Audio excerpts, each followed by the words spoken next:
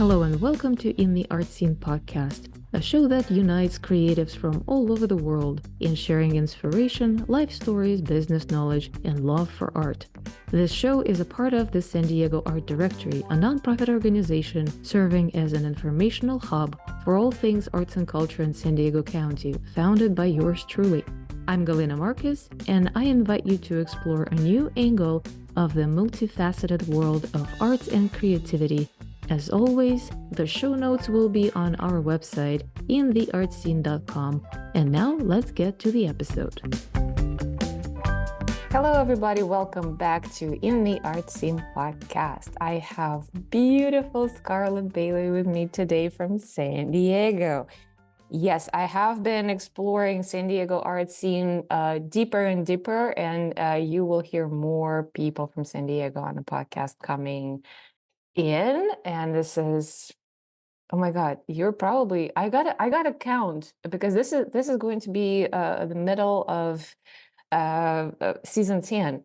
So you might be, Wow. yeah, you might be number 100 or close to 100 of the interviews I've done. I It is an cannot believe honor. I've done that many.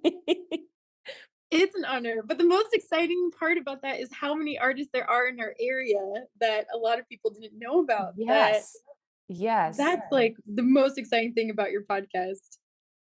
Yeah. Oh my God. I discover them every day. It's amazing. Okay. Well, enough about me. Let's talk about you. Thank you for taking your time this morning and joining from your dreamy garage studio, which is, oh my God, I'm jealous because my garage studio is nothing like this. So I gotta invite myself to work with you sometime. Come Please on over. introduce yourself. Yes. Well, thank you so much, Galina, for having me here. My name is Scarlett Baily. I'm a visual artist. I specialize in portraits, murals, and illustration. And I feel so honored to be here, to be part of the roster of all the incredible people and artists that you've interviewed in the San Diego area. I have to say, I'm coming back to San Diego after a very long hiatus away. I lived in New York for a while and then Mexico City. I always felt that I always felt nervous about being an artist in San Diego, which is why I love your podcast, because you are deconstructing this concept and making us crazy artists realize that there's a home for us here in the city and that it's a thriving community and a very inspiring and diverse community as well. So That is I've so been back true. in right? Yeah. I've been back here for a year now, and I've been so pleasantly surprised to see my hometown evolve in this way. Yeah. And I remember we met about a year ago, right? When you Mhm. just moved back. And we were introduced by a mutual friend who's also an artist. I am yet to have her on the podcast. She is awesome, but she's so busy. She's traveling all the time. And She's I've been busy. following you ever since. And oh my goodness, like the amount of energy you exuded at the first meeting. I was like, wow. And now I follow you on social media, and I see how many things you're doing around the around San Diego, like all the huge murals and like you're nonstop. Oh my God. So I'm gonna Um, okay, so I want to talk about your career, and I want to know how on earth are you landing those amazing opportunities, like humongous mural in Liberty Station in San Diego. Like, wow. yeah. Let's talk about it, especially because since doing this work that has gotten so much visibility because they're in public spaces, I've actually got a lot of emails from emerging artists in San Diego with that very question. How do you do it? How are you getting these projects? And to be honest, I am not any authority or expert, but I'm really delighted to share how it worked for me and hopefully inspire more people to apply for these projects, know to look for open calls and kind of like, who once you get the project, understanding all of the production involved in it because I can imagine, yeah. it's exhausting. I've just finished, a mural doubleheader, and I'm so tired. I look at these projects and I'm like, wow, that was an outer body experience. I don't know how I pulled that off. So yeah, But let's you get have someone to help you, right? I cannot imagine doing like a humongous mural like this on your own. Or did you do everything on your own? Yeah, No. no, no. I started doing murals. Oh man. I started doing public murals while I was in Mexico City, and I think I learned a lot working in that culture. It's a very inclusive, there's room for everyone, art culture. You don't need permission to paint, and you could see somebody walking on the street, offer to help paint with them, and they'll hand you a paintbrush. So it's Wow. very public art has this very community vibe there. And so when I moved back to San Diego and started to do murals, that was kind of in my DNA in how to execute and bring these to life. Um, so every mural I painted has been the product of many hands and many people helping, from volunteers to interns to assistants, apprentices. I once heard that no assistant is worse than a bad assistant, and ever since then, I've had a very open door policy about the murals that I paint. Um, the exciting part about working on a large scale is you don't have to work with precision. You get to lose yourself in these large color fields, and there's no experience necessary. If you could hold a paintbrush, then you could be a muralist on one of my projects. I will. Yes, you're invited. I will.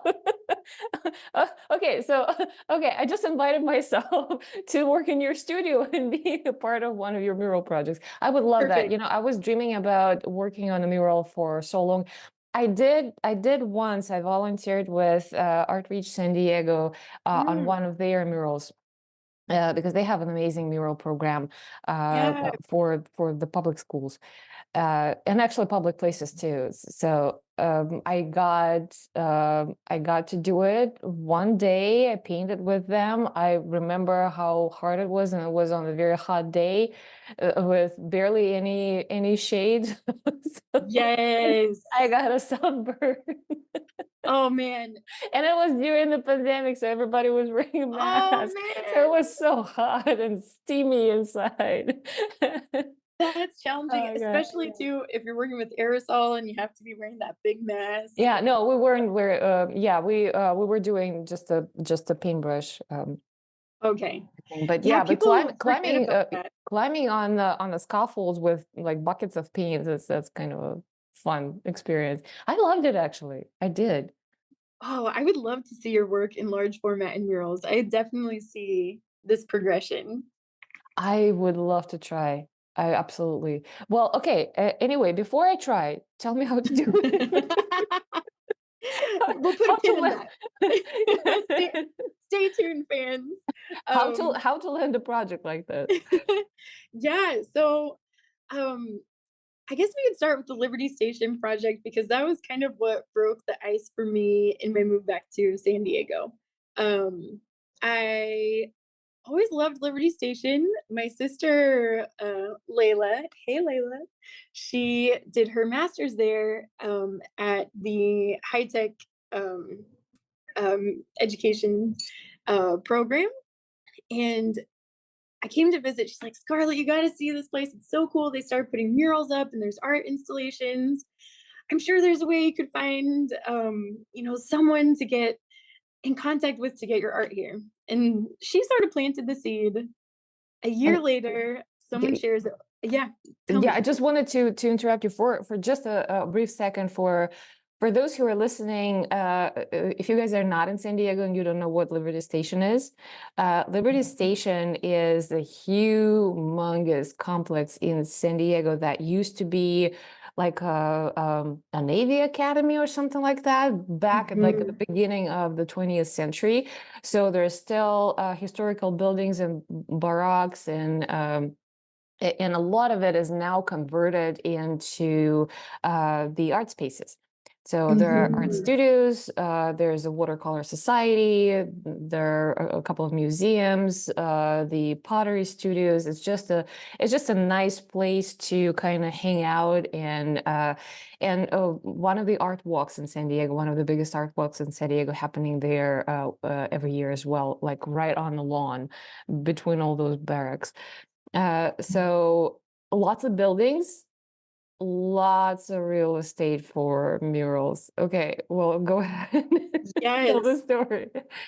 So as it turns out, there is a foundation called the Arts and Public Places Committee that's part of the Naval. Oh man, so many acronyms. I wonder if I'll get this right. Um, NTC, I don't know what they stand for, but yeah, yeah, something. They manage Liberty Station, yeah. the NTC, the Naval Training Center Art Committee. Lots of letters there. So they have opened this new program to really transform Liberty Station into an arts destination. And for anyone listening, follow them, get on their newsletter, their email list. They have 2 seasons of open calls for public art pieces that can be murals, installations, sculptures, sound pieces, and a lot of other exciting opportunities like artist residence. Mhm. They'll lend studio spaces free of charge for a year. Um, Really? yeah, yeah. Wow. Okay. I didn't know. Wow. It's very cool, and the committee is very involved, so even sometimes if you apply for one project and you don't get it, you will stay on their radar, and they will contact you for an art show or any sort of opportunity. So it's a really, um, supportive and nourishing foundation there. It's a cool thing that they have going on. So my other sister shared with me the open call for the Art in Public Places, and I thought, there's no way I'm going to get this. You know, I'm just a muralist. Of course, every artist always riddled with self doubt. I'm like, I'm not good enough. What am I going to offer? What can I bring to the table? There's so many incredible artists in San Diego. I I don't know how to do installations or sculptures. I always feel insecure about being a muralist because muralism has always been on the cusp of the high art, low art Mhm, thing. mhm, mhm. Hasn't totally been embraced by academia, and I think we're seeing an upswing now and Yeah, a definitely. change in this. So I said, you know what, I'm just going to go for it. I'm going to design my dream project, and if I don't get it, at least I'll have a cool design that I could take somewhere else. And the first part of the proposal was really just to introduce yourself, share the work that you've done. You didn't have to make a design. Once you got through that round, if they were interested in what you could provide or create, they would give you a stipend to create a design. And so I got to the second round, created my mural design, which is all inspired by San Diego, native flora and fauna. The challenge there is to speak about Point Loma and recognize the history of it being a naval training center. That was a real challenge for me, but I'm such a nerd about research. Every project that I do, I start to think like, okay, let's like peel off a layer more. Like, let's really think about this. What if we really talk about, the history of maritime culture in San Diego from an indigenous perspective and kind of rescue some stories that have been left out of history? And in this research, I got into contact with this incredible Kumeyaay elder who is, you know, advocating indigenous maritime practices and actually is a veteran who did boot camp at the NTC. Wow. So it was just like synchronicity, total magic. Dr. Stan Rodriguez, thank you forever. I'm now a student of his at the Kumeyaay Community College. So he helped me a lot in learning, kind of the untold story of San Diego. And we learned how to make Hakuayo canoes that are made from reeds in the wetlands. And I integrated that narrative into my design. So this is another question that I often get, like, how do you present these designs? What format do you do them? Because everything is digital now, I've kind of put my analog self to rest and I've started working on Procreate on my iPad. The first step is to go and measure the wall, get the proportions, and then I do a drawing to scale. And I'm able to sort of place that drawing on a picture of the space, which makes it helpful for the committee to imagine what this will look like. Because a lot of the people that are making decisions about these projects are operating outside of the art world, and you have to make it as easy as possible for them, right? Yes, easy and direct. Like, you don't want to leave anything to the imagination. So yeah, I submitted my proposal, and I think it was about a 2-month waiting game, and I got the letter. I was so nervous to read the letter that I made my sister hack into my email and read. And I was like, just FaceTime me, and based on your facial expressions, I will know if I got it or not. Wow. And so she's reading it, and I see her face just spark and glow. And I just started crying. I was like, oh my God, I got the project. What? So that was a very surreal and happy moment for me. It felt like a true homecoming in San Diego.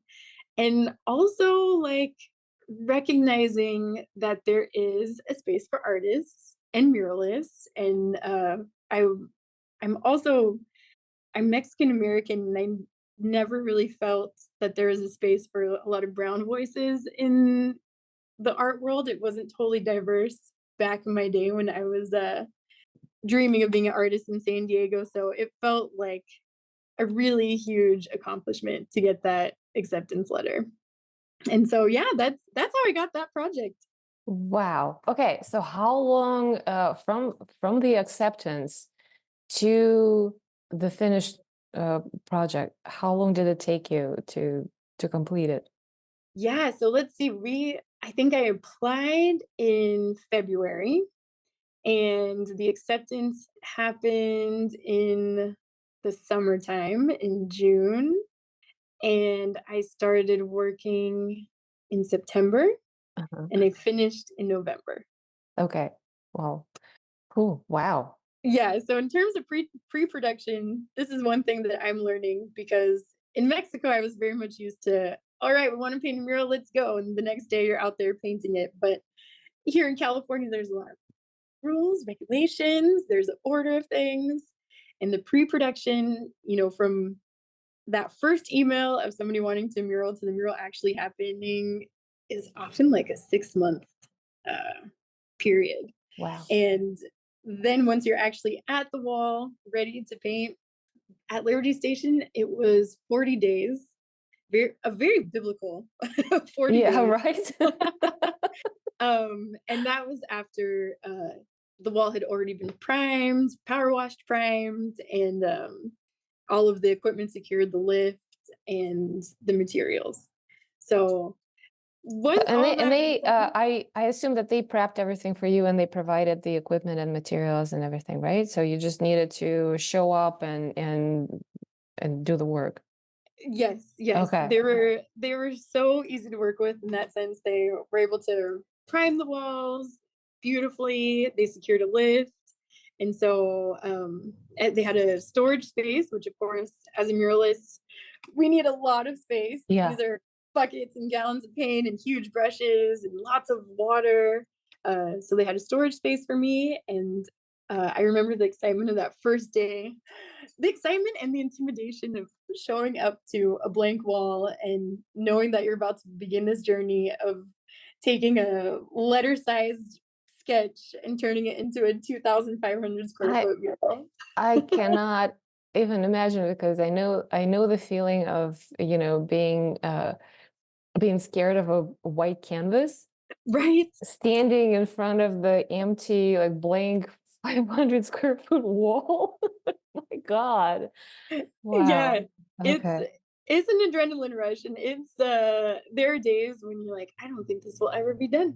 I think I'm gonna live here. I will be here forever. And then suddenly, one day, it's just done, and it's the most magical feeling. And Wow. this one at Liberty Station is especially cool because I had an opportunity to play with the architecture.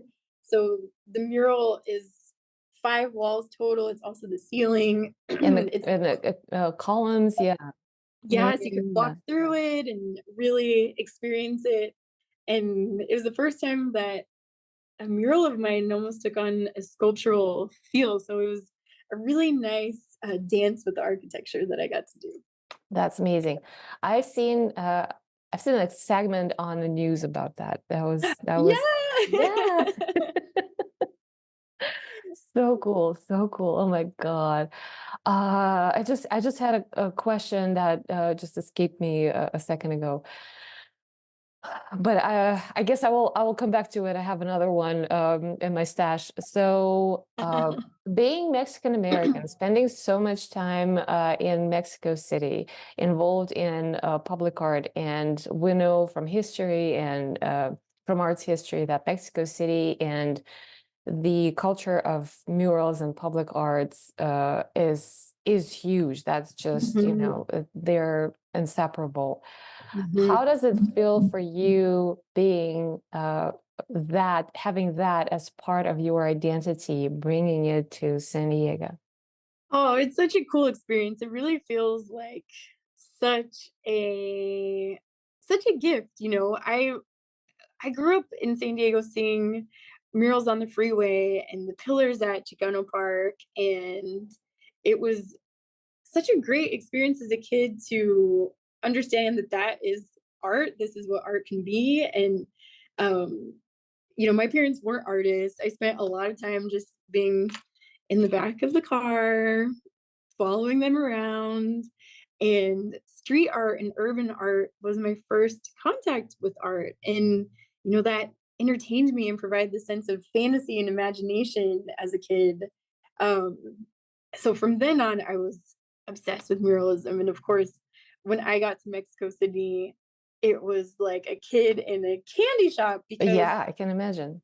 it's covered, and the talent is unbelievable. People are painting photorealism and crazy geometric stuff and psychedelic things, and you know, walls are changing all the time, so people have this sense of freedom to experiment. And you know, there's not this pressure of this permanence. It's like, let's go, let's see what we could do. And um artists collaborate with each other that have very distinct styles. And you know, even to just be walking on the street and get off of the Metrobus and see a Siqueiros mural right there, or a Diego Rivera mosaic is wild. You're like, wow, I'm just getting on with my life. I don't even have to seek this out or go to a museum, and here's a masterpiece.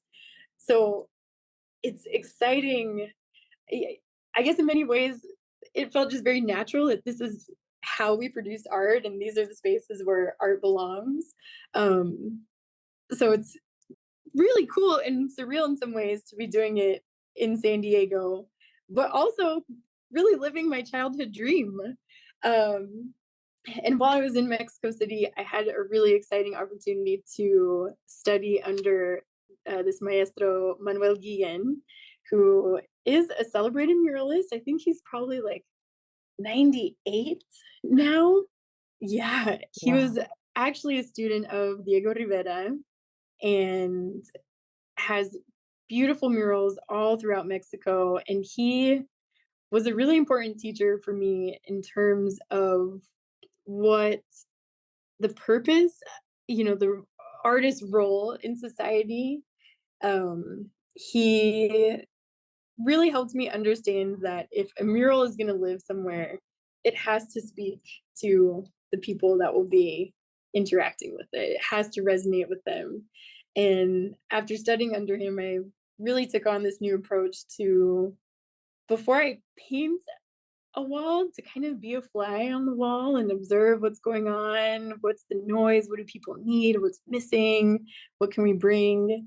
Um, and I think that's a very maybe a Mexican philosophy that he inherited from his teachers, and I love it, and I think that's why um, I think that's why my recent murals have been so successful because, you know, people are able to relate and see a version of their hometown, or maybe learn something about history that they didn't realize. So it's a really nice way for them to connect with the art. Yeah, this is actually what you were saying actually makes a lot of sense, and it also something that I don't think a lot of people think of. That a mural is, is part of the environment, so it has to be a part of the environment, and the environment is not only architecture and a nature, and it's also a community. Uh, Mhm. and I really didn't realize that it's like for the mural to really speak to the community, you have to, put yourself in there for a while and do this, quiet observation and research, and that's a lot of work. That is really a lot of work. And now I understand why, the graffitis by the people who are living there in their immediate community are usually more successful and more permanent. And that's another thing. Mhm. You mentioned something, that murals are not permanent, and very rarely they're being preserved for decades and generations, right? Mhm. So how does that feel? Like knowing that one day this is going to be covered and some other artist is going to come and paint on your precious baby. Yeah, you gotta check your ego at the door, I guess. Because I think that's something exciting about it, the ephemera of street art, and knowing that it's every day it's at risk. And I think that's also why it kind of takes our breath away when we do see a mural that's alive and thriving. It's like, and we want to take a picture of it. We want to take a picture in front of it. And we feel like we're capturing something that's potentially fleeting. So I've come to terms with it. I think that's like part of the adrenaline rush of being a muralist. Wow.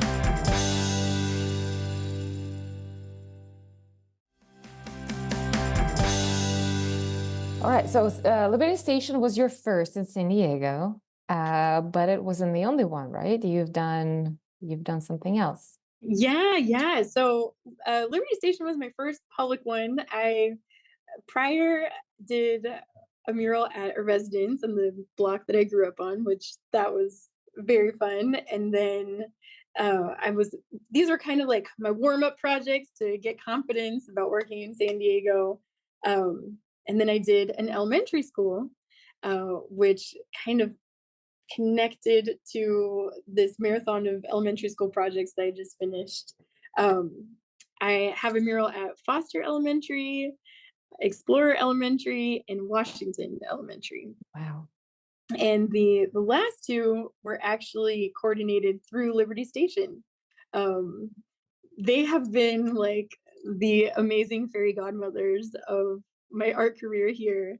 There's a program called Liberty Schools, which helps pair artists with public schools to kind of strengthen the arts, because, of course, with the lack of funding, what is most essential is the arts, but it's the first to go. And they were able to help bring these two murals to life.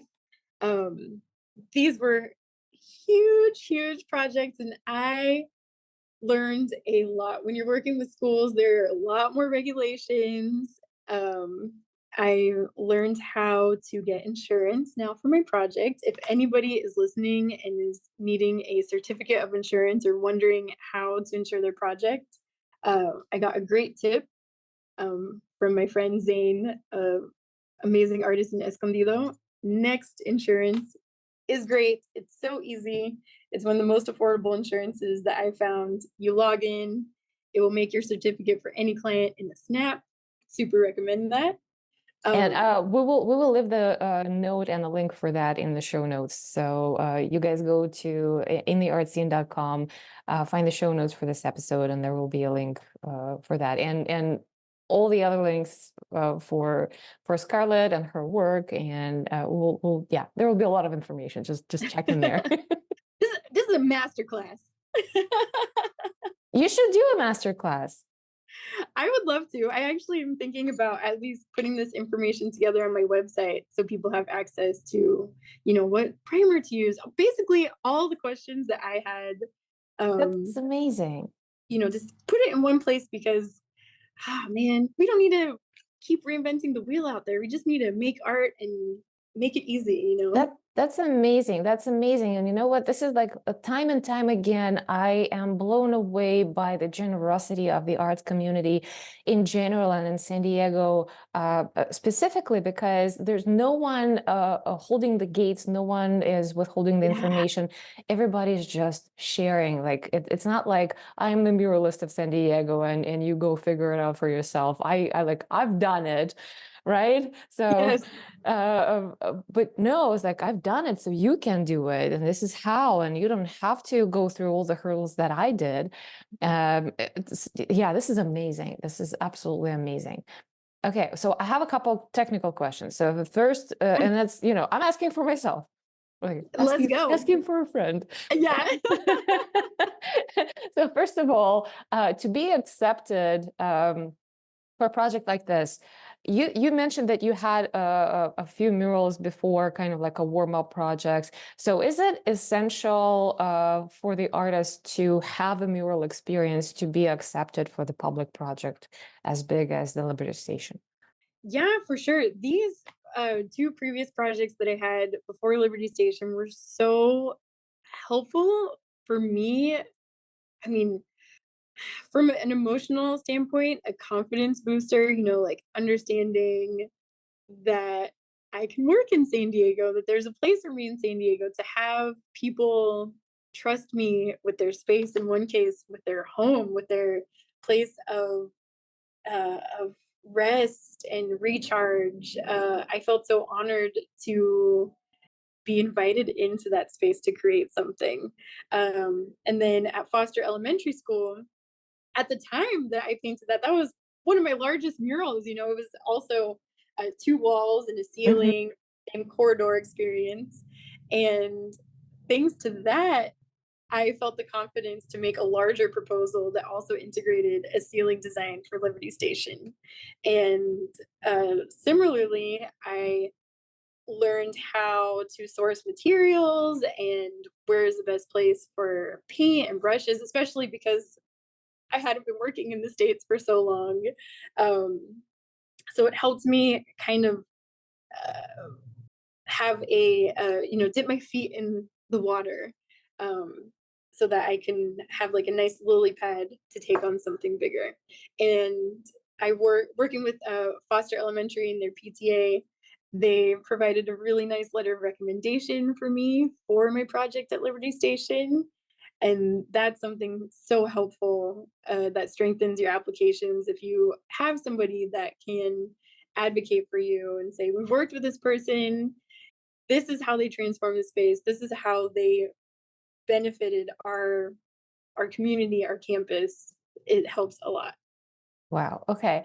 So here's another note for everyone who's listening. Well, first of all, if by the time this episode is live, Scarlett has this page on her website with all the tips and notes. We will link it there as well in the show notes, so you don't have to search through. You just go to the show notes and find it. But this is also a note. For a lot of emerging artists who feel like, oh, this is just a pure luck, right? You just need to have a talent and a little bit of luck and some energy and sparkling smile like yours, right? To apply for a project and be accepted and just go and do it, right? And yeah, there's a lot of work, but you will kind of have to figure it out. No, there's so much more that goes before that, right? Mhm. All the work that you had to do to actually prove yourself that you are capable of handling something significant as a large-scale public art at the place like Liberty Station, which is a very prominent culture center in Mhm. San Diego for everyone, for the whole San Diego to see, right? So it's like you're not building a Rome in one day. At all, at all. Oh Yeah. man, I had the best advice when I was living in New York and feeling so defeated because I was just, in my early 20s. I was so eager. I was like, I'm ready. I'm ready. I just want to be an artist now. I want to be famous now. I want to be thriving now. And, you know, I I was working at a shop and this woman came in and she was so kind and she just so happened to be the director of the um fine arts grad program at NYU. And I just went to her, I'm like, what do I do? Should I go to grad school? And she's like, the secret is just make the art, just keep making the art and don't stop. Just don't stop. And I I think that's such succinct advice, but that has been really the secret because man, I'm 38. I've been making art since I was 6 years old. I have had many, many, many jobs. I've tried everything, and it really is a marathon, not a race. Yeah, that's a great advice. And it's a great point for everyone who's an emerging artist listening right now. Just keep doing your work, don't get discouraged, just find the inspiration and pleasure and joy in your own work, and you will feel like when you're ready, you will know, right? Yes, Yeah, yeah. yeah, yeah. And, I applied to so many grant programs before I got this one. And I was starting to feel so disheartened and so discouraged. I didn't get any. And to apply for a grant is a long, taxing process. But I didn't realize that as I was doing these previous applications, I was starting to understand myself and my vision as an artist much more. So sometimes these things really feel like failures, and you feel like, you know, you're a lone tree falling in the forest and nobody hears you, but they are really helping you and pushing you along the way. Yeah, there's no failure, there's just a feedback. Yeah, Exactly. yeah. Exactly. All right, so I have another technical question that I have been trying to ask you for a couple minutes before I forget. Just technically, and sorry for jumping like back and forth. No, When you're into working it. on the large scale like this, and you have, just a letter page printed sketch, or design. Do you use like a projector to like project it on the wall in the right scale, or do you do it like by grid, or do you do it in any other way? How the heck do you do this? Yeah, how the heck? This is very personal for every muralist. I'm sure if you asked all of the great muralists in San Diego, they all have their own technique. Some people project, some people do freehand, some people have this like weird scribble pattern that they follow. Um, I am super old school still, and I do a grid system. Uh-huh. So I have my sketch, I grid it out. I'll normally uh do like 1 inch grids, 1 inch per foot. But the murals keep getting bigger, so now that 1 inch is half an inch. Otherwise, my sketch is going to be Yeah, larger yeah, than yeah, life. yeah, yeah. So I'll have that sketch. I'll do it to a proportion of the wall, grid it, and this sounds so tedious and so crazy, and it is, but it's so helpful and it makes the drawing and painting process so relaxing. The first day or the first few days, just depending on the size of the wall, I will grid the entire open wall. So it's a white wall primed, and I'll grid foot by foot all the square footage and then reference my sketch to pass the drawing onto the wall to scale. I've tried freehanding, I've tried projecting. Freehanding on a large scale, when you have a 2 foot eyeball that's, Yeah. 6 inches away from your nose, it's so deceiving. The mind plays so many tricks on you on proportions. And I found that once I'm at the wall working, I don't like to problem solve. And, you're working in the wild, so it's helpful to be as efficient as possible. Um, as you mentioned, you have the elements, you're under the hot Mhm. sun, Yeah, yeah, yeah, yeah. you're dehydrated, is there a bathroom around? There's so many There's so many things. So I like to have a very focused mission every time that I go on site to paint. And the grid system has been the most helpful so far. Yeah, another note for everybody. If you're doing mural like this, especially in the hot weather of San Diego or Yeah. elsewhere in this similar climate, uh, have a lot of sunscreen in the porta potty. Yeah, exactly. My I mean, that's a joke, but it's also a reality, It's right? real. I actually put in my contracts that I hadn't thought about integrating this into my contracts until it wasn't there, but to have a running water source and a bathroom is essential Yeah, for for any yeah, project. yeah, yeah. Those are the things that you don't think of maybe sometimes until you start working. Yeah. Yep. Wow. Okay. Uh, so you are officially a contracted muralist. And I want to talk about your other art projects as well. But since we are on this topic, and oh my God, it's been it's been almost an hour we've been talking about this. Oh my gosh, But maybe I'll it's have to endless. have you back, to talk about other things. But we're on the topic of murals right now. So assuming that you are being actually hired and provided all the resources to work with and equipment and materials and everything, you're also being paid, right? Because it takes you time to do the research, it takes you time to do the design. And sometimes this is kind of like a preliminary work that even before you're being accepted. So that's the time that might never be paid for, right?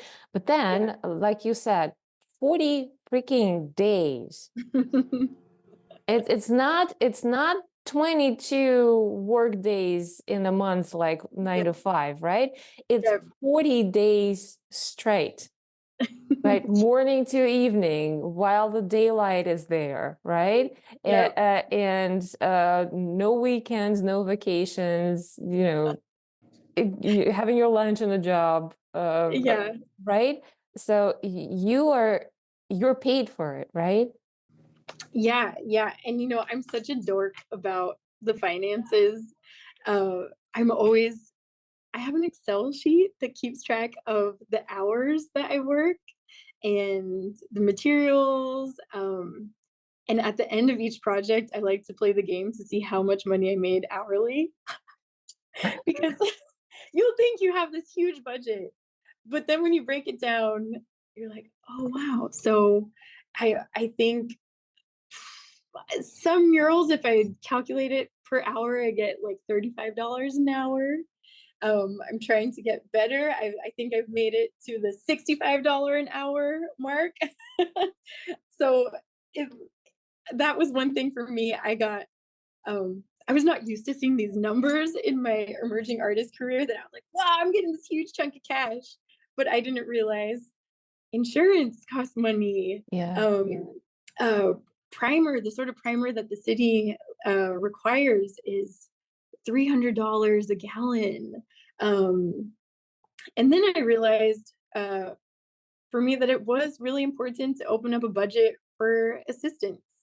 So I decided to take in these last two projects a portion of the production fees to bring on a team and make sure that I finish these projects not totally dead and Yeah. depleted. Yeah. Um, and because working on this scale lends itself to working in community, it actually makes it a lot more fun when more people are involved because there are days that I show up and I'm so exhausted or so tired of having to deal with maybe some administrative themes around a mural.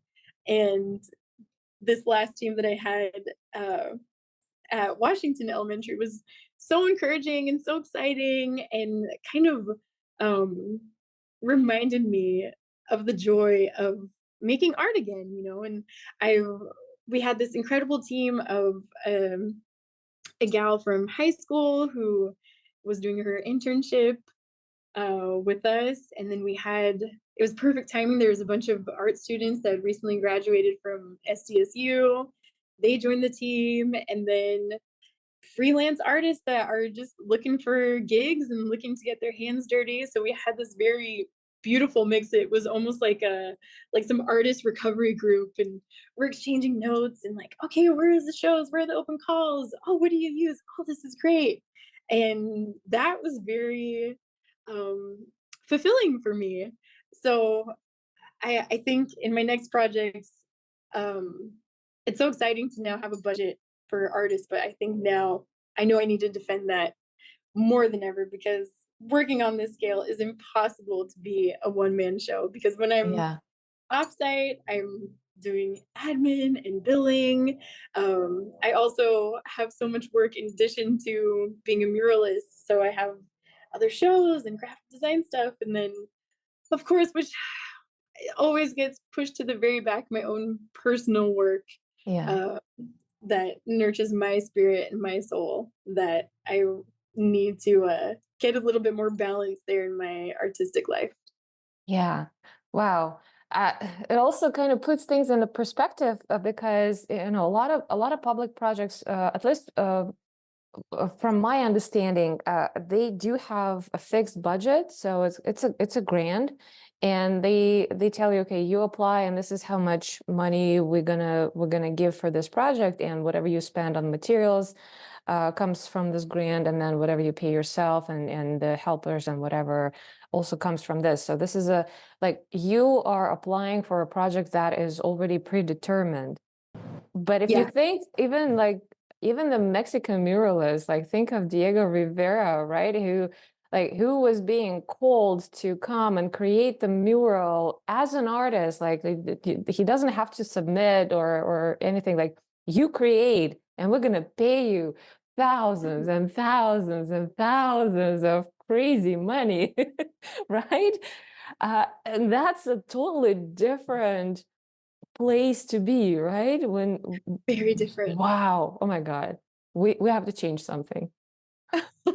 Yeah, well, I think it's changing because I am seeing so many more um opportunities for funding for artists in San Diego. I think what I would love to see improve is in access to these opportunities. I feel like it's hard for them, for word to get to.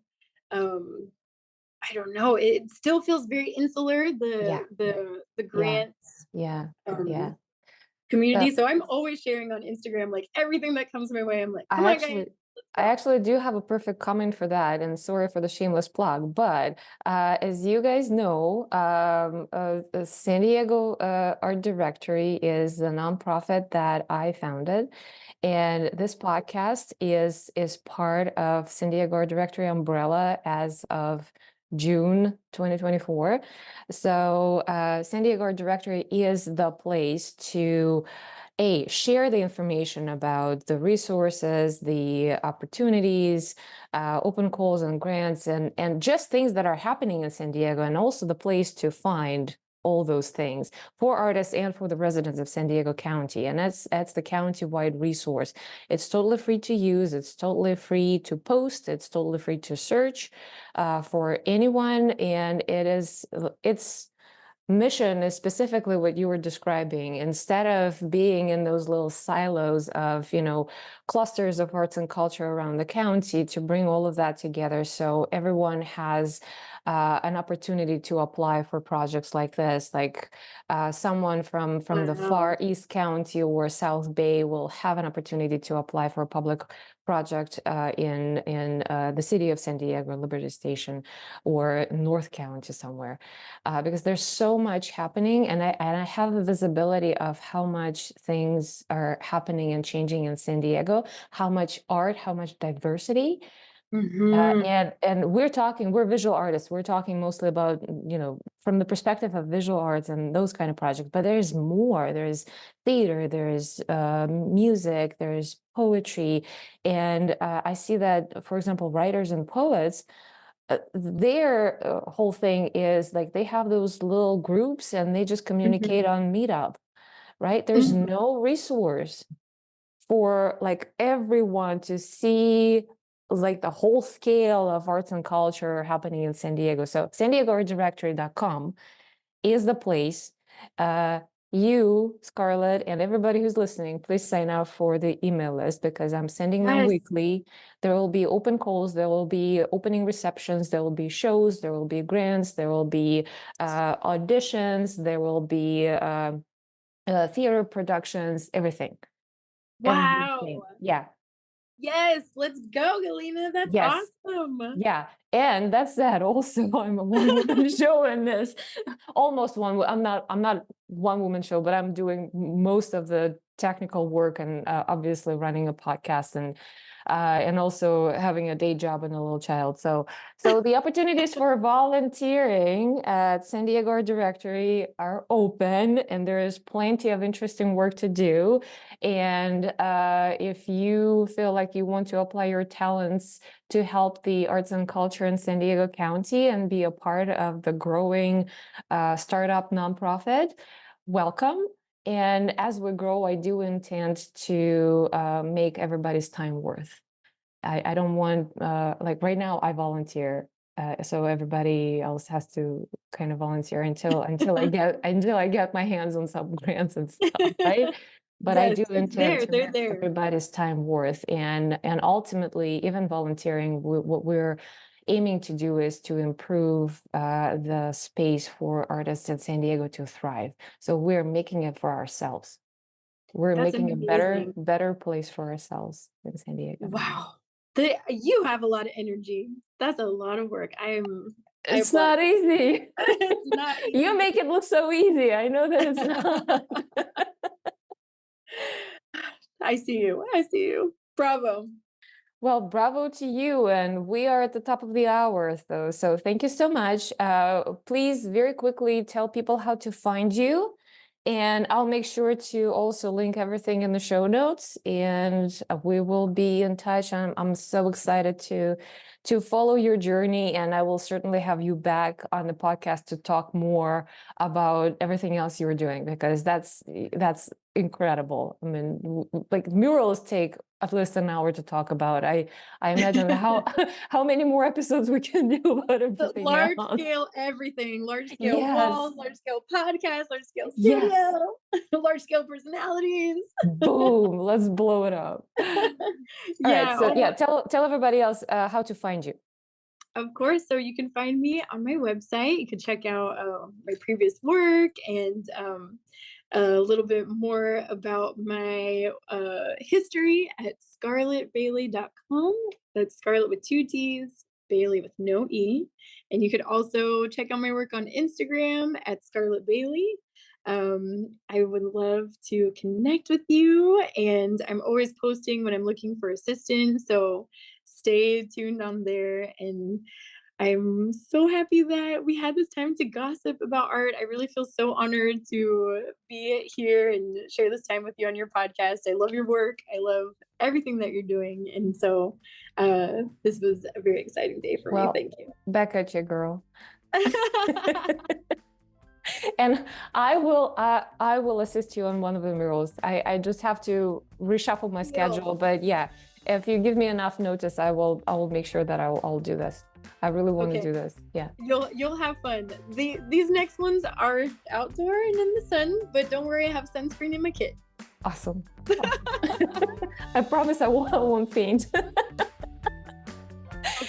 All right. Well, thank you so much again, and we'll see you again in the art scene. Thanks for listening to this episode of In the Art Scene. Show us some love by sharing it with your friends and giving it a raving 5-star review wherever you listen to your podcasts. By doing this, you're supporting my nonprofit organization called San Diego Art Directory on its mission to make San Diego a new cultural destination. To learn more, visit SanDiegoArtDirectory.com and InTheArtScene.com and follow us on Facebook and Instagram. Have an inspiring day. I will see you next time in the art scene.